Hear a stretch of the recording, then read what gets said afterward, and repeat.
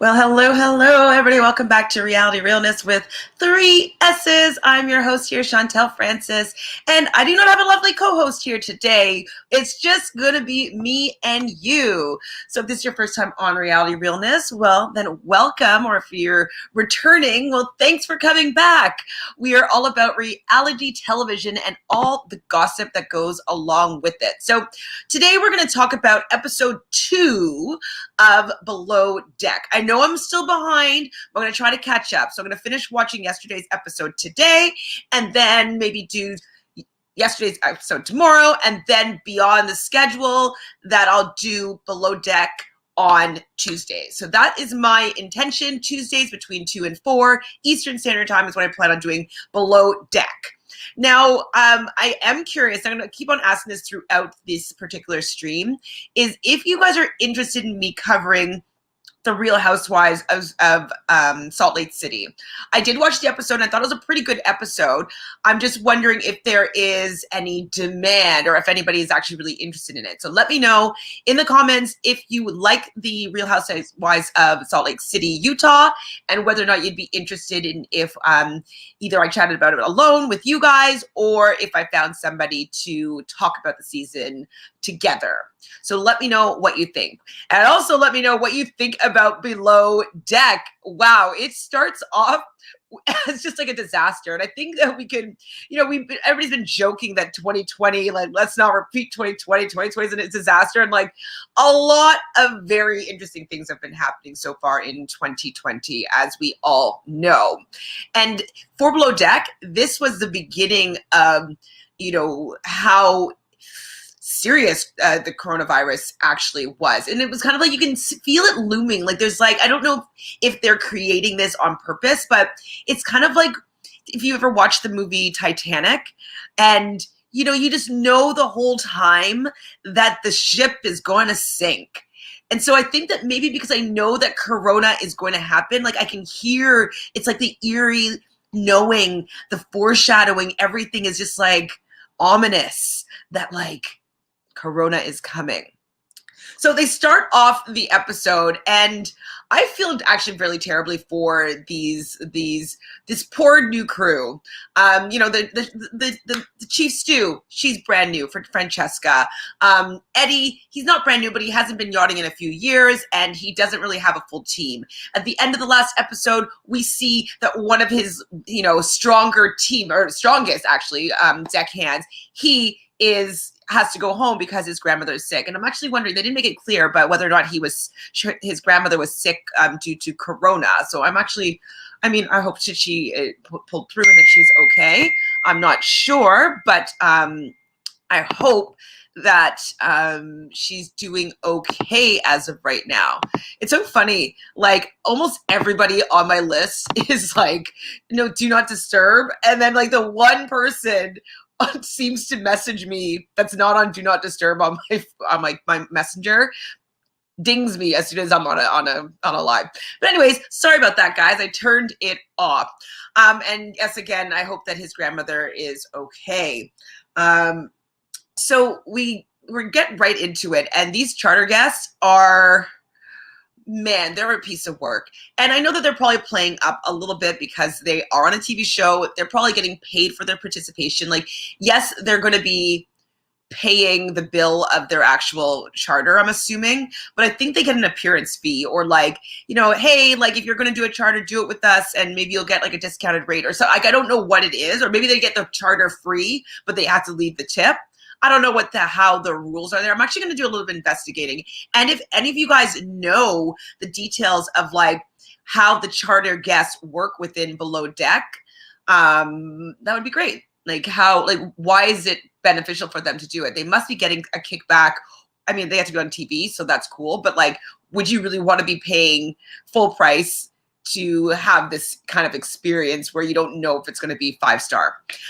So I don't even remember the charter guest name. The primary is, he said the first episode of the first day that, the first day you can make mistakes, but the second day you can't. Basically, he's like, there's no room for error after the first day. And he says to Captain Lee, because Captain Lee has had them at least 2 times on his boats before, and he says to him, like, normally it's rocky seas, but it was just rocky service. So rude. So rude. I mean, yeah, I feel like the service was really rocky, and no offense, Izzy, I think that your participation in the interior hers hasn't been really helpful to poor Francesca, who seems like she was running around doing everything.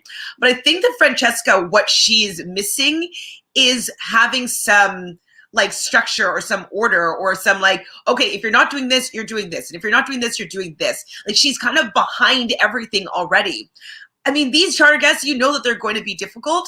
Have 8 of those espresso martinis always ready to go. Like, all the ingredients ready. You just have to shake it, pour on ice. Whatever it is, like, have a little bit forward momentum here that you could like kind of foresee what they're going to want. Definitely, you know, they did it at one point when they went to the beach and they came back and there was a birthday girl and she was ready with a glass of champagne for the birthday girl. Cool. But like, I'm sure that everybody else is going to want a beverage as well. So maybe they should have had a tray of champagne for everybody or a tray of espresso martinis for everybody. I just feel as though there was many opportunities where they can catch up and pick up and get, you know, a little bit ahead of the game, where they just allow themselves to just completely fall behind. And these charter guests, they are relentless. I felt bad for them. I've worked in fine dining. I've worked in all areas of level of wealth and in the service industry. And I can understand that this type of clientele, they're always asking for something. So you never really get what you want to get done. And Francesca even says that at one point, I don't know if it was this episode or last episode, but that the primary keeps on calling her over, telling her that he's doing her job. And while he's doing that, he's taking her away from her job, so she can't even really get ahead. And she kind of has to smile and smile and smile and smile. I think personally, like, yes, you're always the customer's always right. I understand that in yachting, it's probably even more of a stronger sentiment. But you also have to do your best to keep them under control. And I think that that's a part of being in the service industry is, yes, you can give them everything that they want, but you also can't allow them to just make you run around. Like, you have to still be in control of these guests and give them everything that they want and need, but allow it to work for you on your own time and your own schedule. Like, I've definitely worked, like, say, a party of 20 of demanding guests, kind of like these charter guests, that, you know, I want this, I want that, I want this, I want that. Well, do you know what? When they start doing that, I'll be like, okay, this is what I'm going to do. I'm bringing like a round of this for everybody. I'm going to do da-da-da-da-da-da. And then I want everybody to be ready with their appetizer order. And then I'm going to come around and do the appetizer order. I'm going to do one side first. I'm going to put that in while everybody else on the other side is thinking about it. And then I'll put that in. So I'm going to put it in, and I'll just tell them exactly what I'm going to do. They need to dictate a little bit more the structure. Yes, ask questions, but then kind of package it up and be like, okay, so this is what we're going to do for you. This is how we're going to create this experience for them. And so it's like you take their opinions and their ideas, and then you formulate it into something that is manageable for you. And so I think that Francesca is allowing them to dictate everything that she's doing, that she's not able to put any structure. And these guests need structure. They're so like overworking for sure, and not really considerate. It's kind of like they're doing it on purpose. And Francesca needs to get in control here. She needs to really wrangle these people. Like, it's kind of like in a restaurant. If this is your section, get in control of your section. You know, you can't be like, oh, like they're all asking me for something. Like, no, like, you figure out what you need to do to buy you some time. So if the buy you some time she did in the first episode was getting them a glass of champagne each while they're waiting for their espresso martinis, maybe that's it. Maybe bring them something to drink when you're asking them for something to drink. So then they have something in their mouths while, you're preparing what they actually want. If they're waiting for breakfast, maybe you should have had some, food that was just like little bits and bites for them to be nibbling on while you're creating this breakfast. And also, I mean, I don't know what the policy is there, but to be a short order chef, basically on a yacht like this, like that is very, it's very, very, very challenging, especially with just one person that doesn't have a sous chef or whatever. It doesn't, and we learned that Rachel doesn't have any pans that are like really effective for making all these like different eggs and omelets and whatever, grapes and French toast and whatnot. I think that she might have been great if she just like brought avocado toast for the whole table and then, like have that order go in while she's taking the food order and go around the table. So then something comes out on the table when, they're waiting for their actual food. You need to buy the kitchen time sometimes, especially when you have a table of 8 that are all having very complicated separate orders.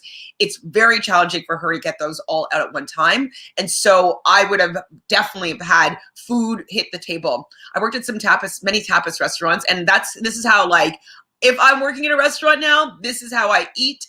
Everything's sharing or whatnot. So I wish that they had shared. That would have been the best idea, to like have not a buffet, but like had some things that were shareable, it would be helpful, or have things that you can fire first. And so, like the avocado toast, let that go out first. And then all the bennies go out, and then all the whatevers go out. And so just help to create flow for the kitchen, because that is also the responsibility of the front of house staff. And so I feel as though that Francesca dropped the ball with how she took the orders for the chef. There should have been something on the table for them to eat so they wouldn't notice the time. You need to distract them from whatever they're thinking. If they're hungry, they give them something to eat so they're not hungry or thinking about like, where's my food?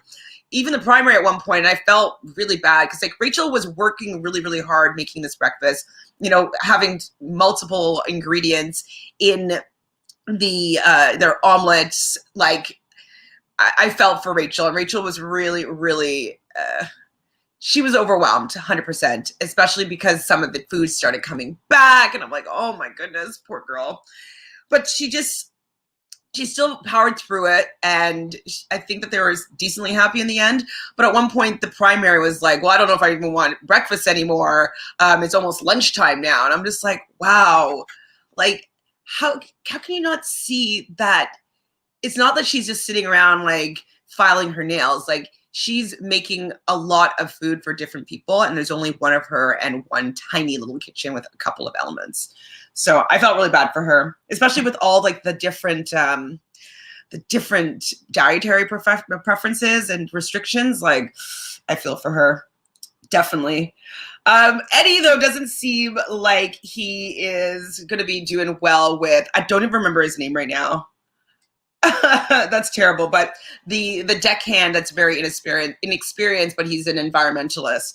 Because he seems a little bit young. He keeps on saying like, boom, after Eddie says something, and Eddie's just like, what does that mean? Like, he doesn't really get the boom.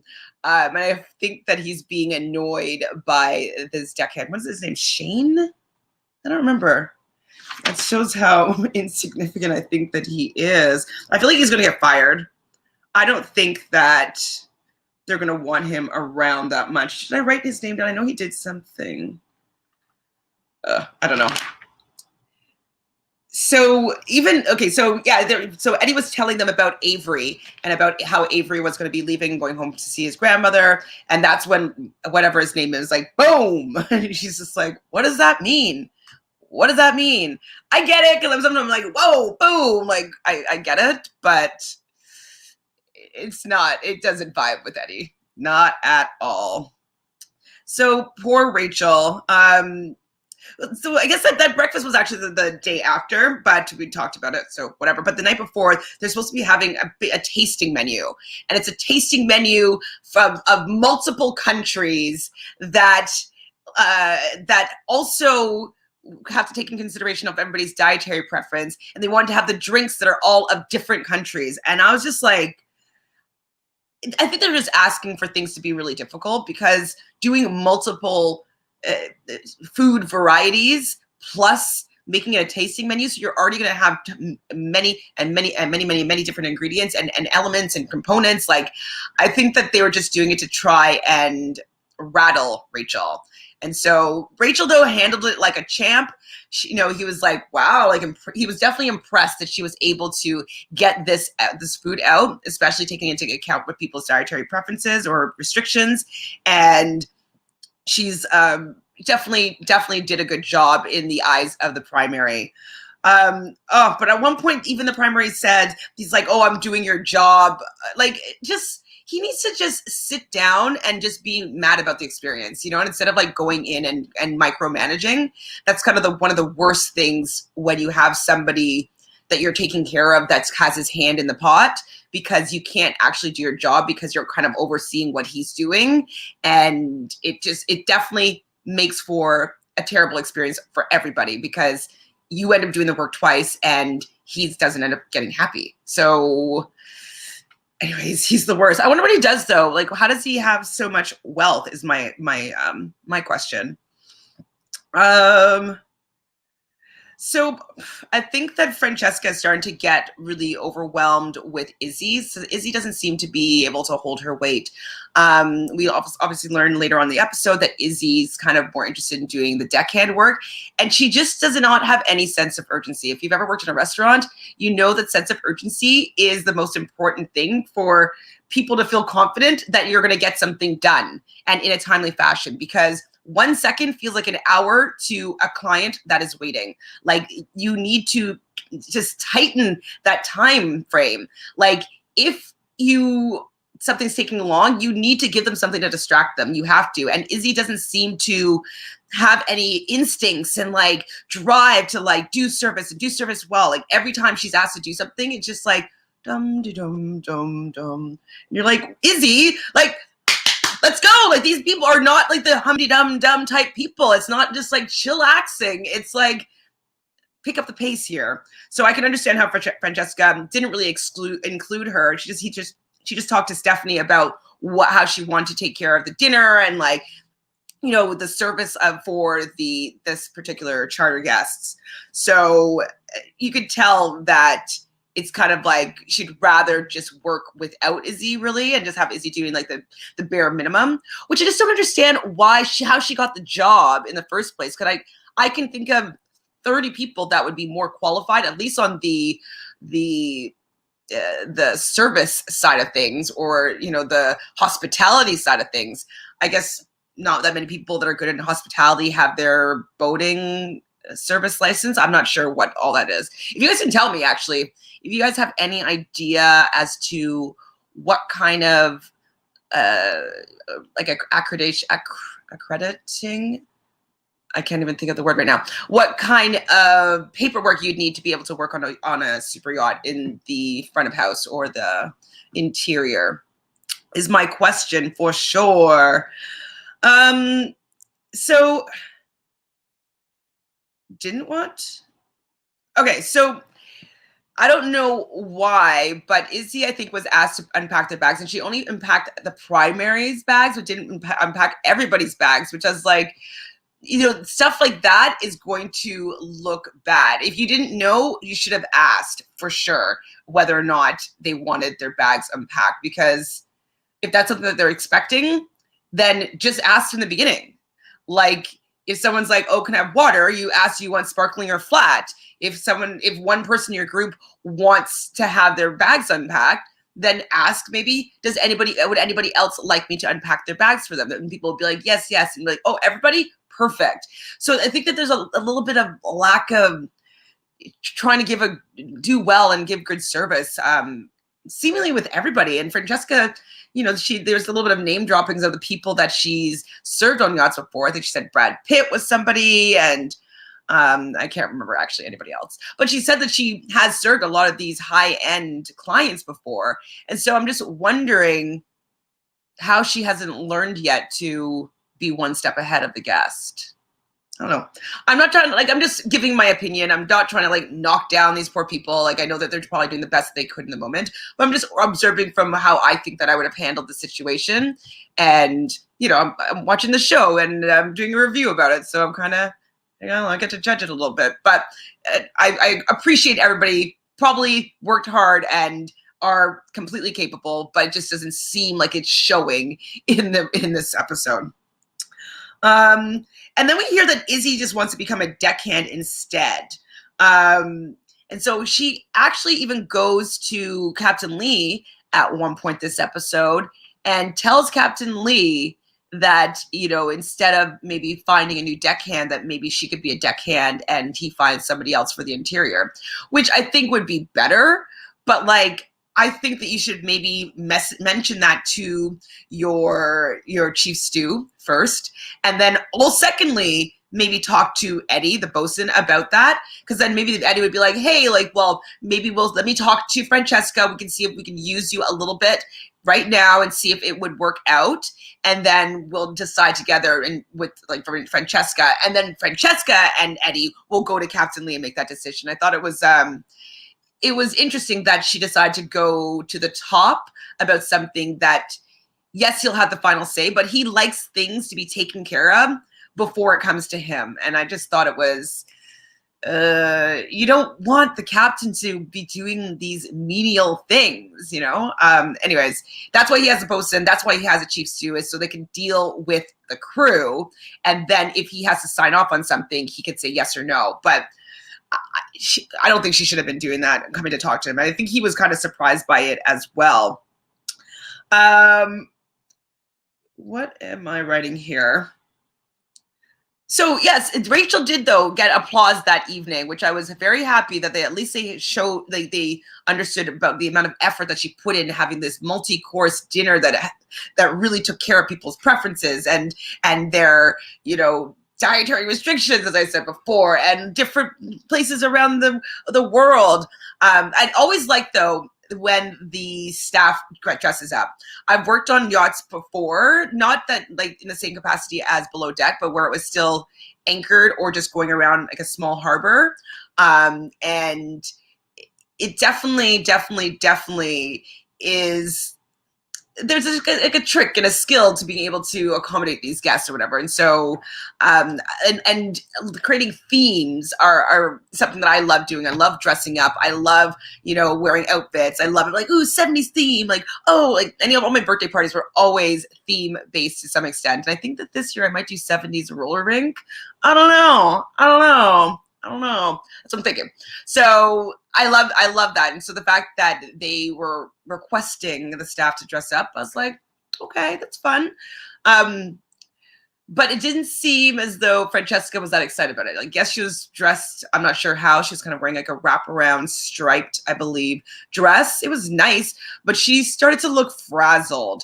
And that is also something that you never really want the guest, regardless of how stressed out you actually are, you never want the guest to be able to see that you are tired.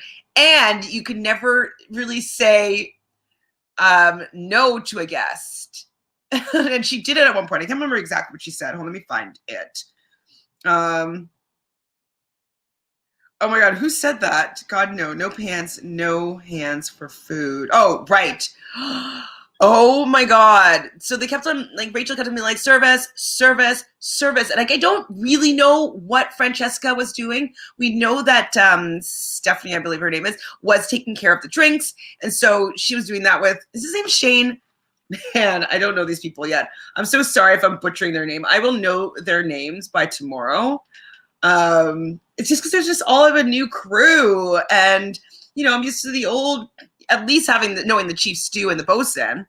So, yes. Okay, Shane is the environmentalist. And what do I call her? Stephanie. Oh, her name is Elizabeth, not Stephanie. Is that kind of a similar name, isn't it? Elizabeth and Stephanie? Anyways, Elizabeth is who I've been talking about if I ever mentioned that name before. Not Stephanie. Sorry.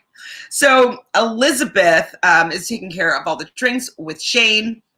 And Eddie's actually not happy with that. Like, I think that that Shane is kind of like, oh, like pretty girl wants me to help her out, and it is more fun to be front of house in these kind of circumstances, especially like if working at a party or a special event. Like front of houses, it's like a show. You get to see what's going on, part of the action. And so I think that as we know, he's pretty green to yachting, and so I think that he was just taking it all in. But Eddie was like, "You're not supposed to be seen. You're back of house. You're not front of house." And I felt a little bad for poor little Shane, because I think that he was just like excited to be needed, or to just be seeing what goes on the show, like in the primary world, in the front of house, like he doesn't get to see all this stuff. So I felt bad, but I understood Eddie's position too, where it's like you're kind of supposed to be hidden, seen, not heard type of thing. You're supposed to be there just to make everything happen. Or if you're James, be there to put on some banana hammocks, just saying. So I wrote down about Francesca. I'm sorry, Francesca. I doubt you'll ever watch this, but I didn't understand why she's not better at this. I don't know. Did you not have enough time to prep or get everything organized? It's kind of like, I feel like these charters are like working a private event that she didn't seem to get ready. Like I know if I'm working a private event, you know how many plates you're going to need, and like the table setting, and this person who eats what, and you just know everything. Their favorite drinks. What you need to bring to the table right away. You just know these things. And so I'm just wondering where her prep was with being ready for this particular charter. Now, I know there's tons of things that we probably have not seen. I know that it's cut and edited to make it look a certain way, but I would have loved to see like, okay, this is how we're going to take care of this evening. So from blah to blah, like we're going to have some appetizers. We're going to bring them around. Make sure that they always have a cocktail ready. So maybe we'll pre-batch some cocktails so that we can have it ready to shake and go. So we don't have to waste a lot of time to be able to make everything from scratch. Then while I'm taking the orders, like make sure you bring the drinks, whatever it is, like just let them know what the flow is of the evening. Because if you don't know what the flow is, it can get awry. You need to have a little bit of more of a structure, in my opinion, to be able to handle these demanding guests. You need structure. You can't allow them to make you go like wild. You have to be in control of them. So I was confused why she wasn't better, because, she has experience and she's the chief stew. Like she's probably getting $75,000 for a few weeks on this boat. Like, please just be a little bit better. And don't show that you are flustered. Like make sure your hair looks good. Make sure that you don't have like a panicked look on your face, because even if you get everything done well or good enough, if they see that you look flustered, it actually also takes away from their experience, because it's kind of like, oh, well, it didn't go off without a hitch. Like it just seemed like it was a bother, or like, you know what I mean? Like you want to create the illusion that everything just magically appears on time, everything that they wanted. Like it's just like boom. You don't want to see the feet of the duck underneath the water. You just want to see the duck just smooth sailing on the top of the water. So she looks like a duck that's flailing, unfortunately. Some of the food was cold, unfortunately, as well, because, it was just sitting there and nobody was running food. Like, I've worked in so many restaurants that I would get in trouble if you didn't get that food out as soon as you heard hands. It's just like, hands, like, oh my God, there, food's out. Like, there was never any waiting on the pass. And so I was very shocked that there wasn't someone that was on food running 100% of the time. Like food running is almost more important than drinks, because if the chef has to make something over again because it's cold, that is a lot worse than them waiting a second longer for their beverages. So they need to micromanage that a little bit better, but I don't know, hopefully they'll get bigger. I also wrote again right there, why is Zizi so useless? Like I just want her to be enjoying the job. I know that she wants to be a deckhand. I just didn't understand why she said yes to being in the interior. I don't always love, working in hospitality, but I also still know how to create a good experience, whether or not I want to be there or not. I know how to put on the performance of being a great server. And so I just wish she would just put on that, like, the great server performance. Like, I guess she must be really inexperienced, I guess. But like, I don't know. She needs a little bit of work. She needs some training for sure. So another most embarrassing moment this episode was the primary was getting tired of waiting for the dessert, so that he goes to the kitchen and offers to help Rachel get out the dessert because there was no staff there to help run the food. Like, at this point, you could definitely get the deckhands to help with that, because if it's all the same, you don't need to have table numbers or seat numbers or whatnot. Like, everybody can just get a piece of this and they can just like place it down. I think they can just figure out, hold two plates and place it down. They should have had that arranged and coordinated. Be like, okay, do you mind if we use up all hands when it comes to dessert? When you hear hands, just all go in and just bring down the dessert for this table. I don't know why that wasn't arranged. Like, I don't understand why it wasn't figured out in advance that they need people to run this food. And it can't necessarily be Francesca. What's happening? What is happening? It's like it's the first charter, and I get that there's going to be bumps, and I get that there's a new crew working together. I get that it's a new boat. Like, I get all that. But at least the cheese stew should have been, in my opinion, veteran enough to be able to have created a little bit more structure, so that within the structure, if things happen that are unexpected, you still have the structure to fall back on. You still have like, oh, at 8:05, I need to be in the kitchen because we're running plates. We're running food out and we want to get them out hot. Anyways, it was just such a mess. And I would be mortified if a client decided to run their own food. Oh, it's fun for me. Oh, it's fun for me. Like, no, they're judging you on that. And if the client thinks that they're doing your job better than you are, which he's mentioned many times, I would think that would be coming out of my tip. Like, he's supposed to be there to be pampered, and that's what he was paying for.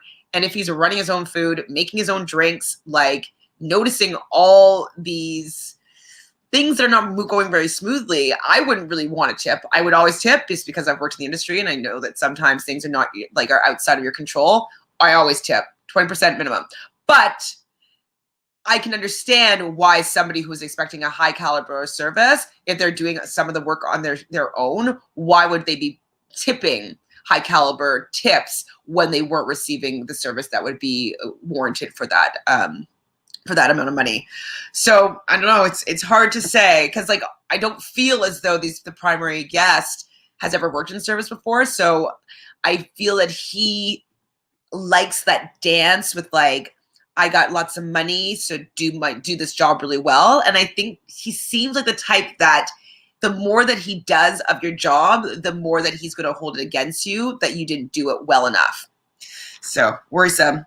They brought their plates back in after, like, all the guests, after they finished their dessert, brought their dirty plates back to the kitchen. And I think they did it as a stunt, because if anything, they could have just got up and left them on the table. But I think they brought it to the kitchen to be like, oh, look, we waited so long for somebody to clear our plates that we're just going to bring it to you guys ourselves. But I think it was just being a little bit rude, we'll say. But where we're like, it's just like 101. If you see a dirty plate in front of you for too long, you start noticing everything that's going wrong with the night. Like, you just start looking, you're just like, they never took away that. Oh my, there's still food on the table while we're on dessert. Like, like I don't have a drink. Oh my, you just start noticing everything that's going wrong. Like, be on them about cleaning, especially on a super yacht. You don't have other tables or other guests to be taken care of. Like, Francesca should have said, if she didn't have the hands, be like, hey, can you just go check and see if they're done their dessert yet? Because so I can know if I should come and clear their plates. She should know that she needs to clear their plates. Having them bring it to the kitchen, Rachel was mortified. I would have been mortified. I was mortified watching. It's such a bad charter. If they get a tip, I'll be flabbergasted, because I would still tip them, as I said before, but I can understand how they've already paid for the yacht. I can understand how they wouldn't want to leave a very generous tip for the service that they've received up until this point. Maybe Rachel, because she hasn't at this point disappointed them yet. So Captain Lee asked Rachel about service and how service was going, and she said that she thinks that Francesca might be a little bit overwhelmed and that it wasn't a smooth service. So it's day one, and Captain Lee asks to speak to Francesca. She goes and talks to her, and she starts crying already to Captain Lee about being overwhelmed and crying, and she's crying in the bathroom, and then she's crying with Dr. Lee, and then after she has a little meeting with Dr. Lee, she goes and cries more in the bathroom. Like, I get being overwhelmed. I've cried before. I've had very terrible people say a lot of terrible things to me, and even when I was doing my best, and when things weren't actually not my fault, and I've had to pay for people's whole meals and stuff like that before because like things that were my fault, they took it out on me, just like walked out or said they weren't paying, like whatever it is. So I've definitely have experienced not feeling adequate and then having maybe some negative energy coming from a client. And when you're there to try to give them a great experience and they hated it, I get that it can be overwhelming, and I get that she's supposed to be the leader of this and it's not going well. And so I get it, but not with Captain Lee. Captain Lee, he shows some compassion, absolutely, for her, but you see in his confessional, he's like, there's no crying in yachting, and like, it's day first charter, crying already? Like, he doesn't seem to get that. And so I'm just not sure whether or not Francesca is experienced enough to be able to handle these type of clients on this type of boat for this type of captain. I'm not sure if it's all mixing with this type of crew. She needs like an Aisha to come in and like know her job, know how to do it, know how to interact with the guests. Like, just like Aisha is such a good, in my opinion, interior stewardess. Like, she's just, people loved her, and she knew what she needed to do. You didn't need to ask her twice. You just have to tell her what you wanted, and you didn't have to explain to her how. And I thought she's a great, in my opinion, great stewardess. So they need one of her, but I think she said she retired. But I mean, the money's so good. I can imagine her like being like, okay, what am I going to do now? Let me go, yacht for 6 weeks, and then I'll figure out what I'm going to do with the rest of my life. So next season, I wouldn't be surprised if we saw Miss Aisha. So I already talked about it a little bit, but we're going to go back to breakfast the next day with their gazillion different orders. But like, and it seemed like it took forever for Izzy to even come up and bring the orange juice. Like, that should have been ready half an hour, like start doing it half an hour before these guests are going to be sitting down for, say it's a 9 o'clock breakfast. They should have orange juice in front of them at 9 o'clock when they're sitting down. So the fact that they're bringing up orange juice while they're already sat down doesn't make any sense to me. I've worked brunch. Brunch is, I feel like these guests are like brunch on a boat. And brunch is just like fast service, like everything all at once, craziness. So you have to be on top of it, as I've been saying like a gazillion times. Like, I know it all. Sorry if I'm annoying, but it's just so frustrating because it just seems so easy for them to just not be running around like with their head, like a chick with their head cut off. It would be so easy. And I'm like, what is Izzy ever even doing? Yeah, the breakfast order I thought was ridiculous. I thought it was rude. I was like, poor Rachel. Like, I get it. It's just, they're just not polite people, and I think they're really trying to break them. I think that's what their intention was. They probably got the brief from the production being like, don't be easy on them, go hard on them. Yeah, that's what he said. It's 11 o'clock. I want frickin' lunch. Ooh. I mean, I get it. Like, even if people didn't want to have little nibbles, like having something on the table that's an option, maybe some fresh fruit platters that they can just be, nibbling on while they're waiting, or have like a little granola cereal, yogurt section where you can like have your own yogurt and you can put your own little like ingredients on the yogurt that you want. Maybe just something just to like tie them over. But nope. Oh man. So apparently James, though, is a hot commodity. Eventually breakfast is done. It didn't go well. Rachel really wasn't having a good time. A few items got sent back, which is like the worst, especially in this kind of high stress environment and this order. feel so bad that, oh, I didn't want peppers. I didn't want red peppers. I only wanted like one green pepper, very evenly diced. Oh my God. And the woman that sent her back her avocado because she's like, oh, I didn't want guacamole. I just wanted like sliced pieces of avocado.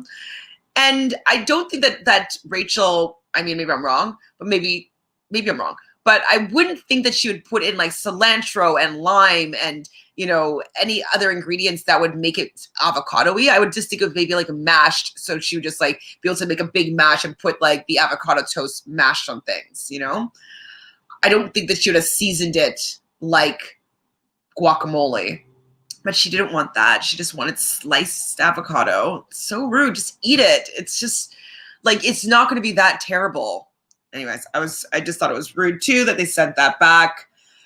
But yes, James was a hot commodity, and the primary it seemed like he was auctioning him off first to Shay, and then all of a sudden he was auctioning off to the birthday girl. And so I thought Shay was going to go on the back of him. They're going to be having, I guess it was lunch on the beach. Is that what they're doing? I think so. Or they're going to go to the beach for a bit.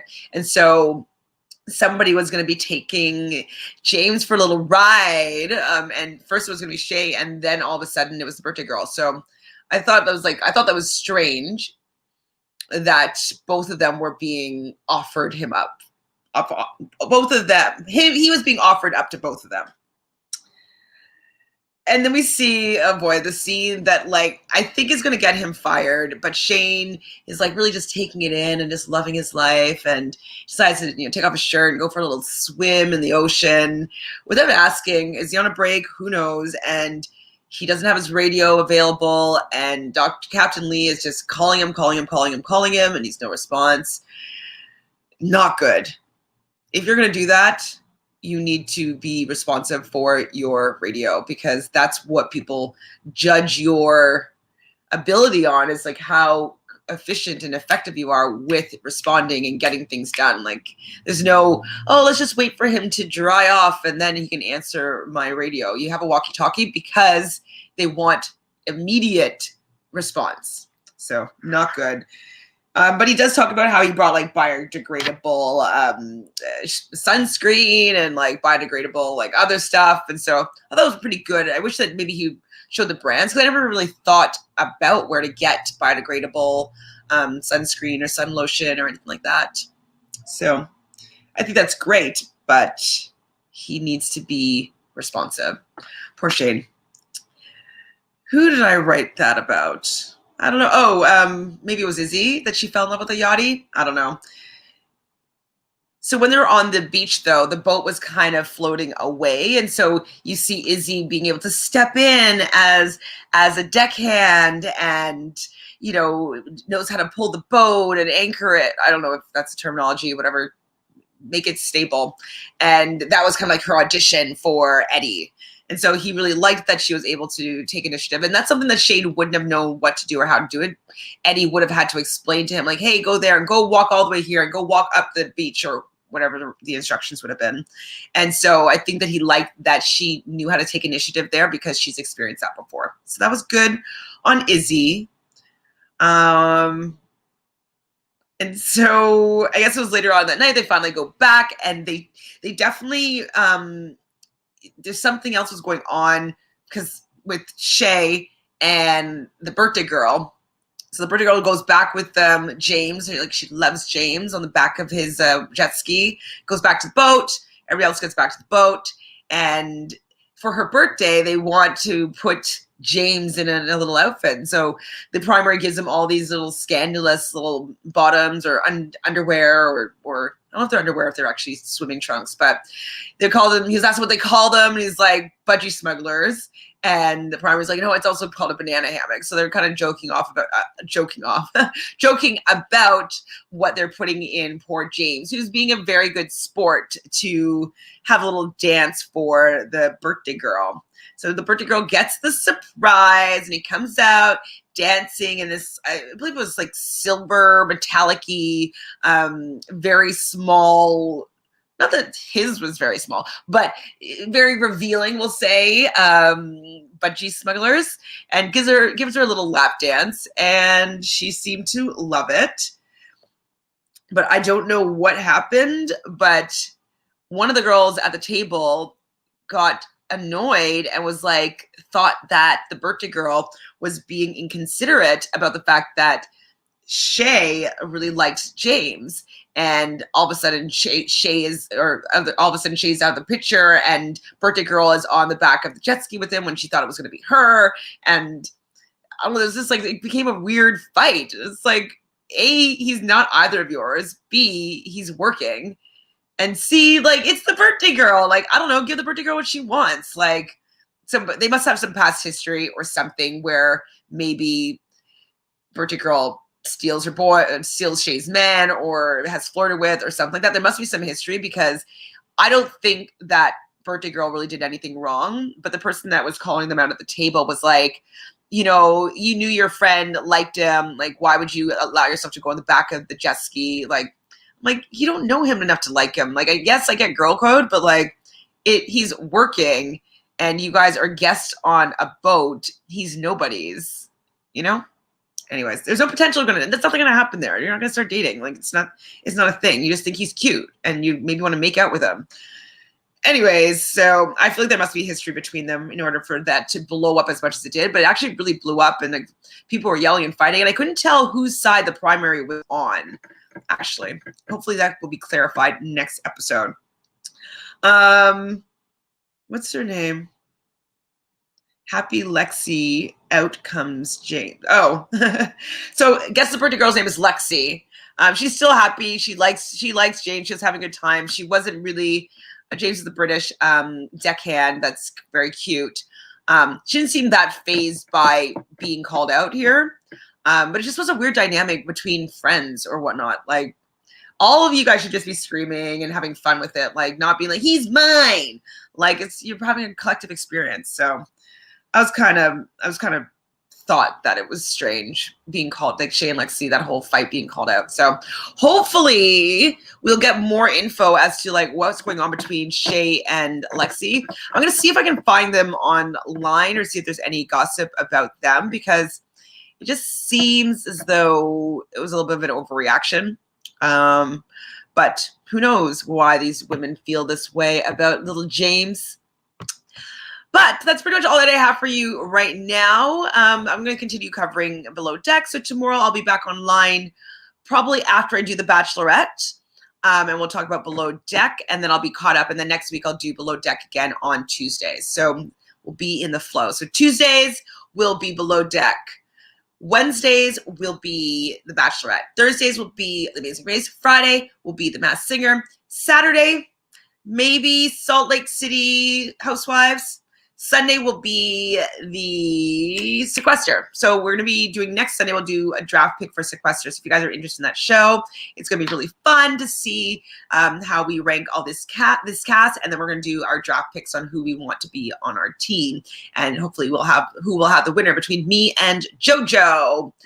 Oh, and Monday. So next Monday and the week after, Fanta, myself, and Michelle will be getting together to just do our own draft picks for season 36 of the challenge. So please come and hang out with us there as we talk about the players that are going to be on the season, because the cast has officially been dropped, and we do have a start date for this challenge, season 36. So we'll be talking about that. But then we might actually watch the season, like do our recaps right after the episode. So we'll see how that flows. But if not, it will be Mondays at around 2 p.m. Eastern. Well, you've made it with only 45 minutes, but I'm by myself. I can't talk that much. Just subscribe, though. Help me out. We're doing our best to get to 1,000 subscribers. Obviously, can't do it without you guys.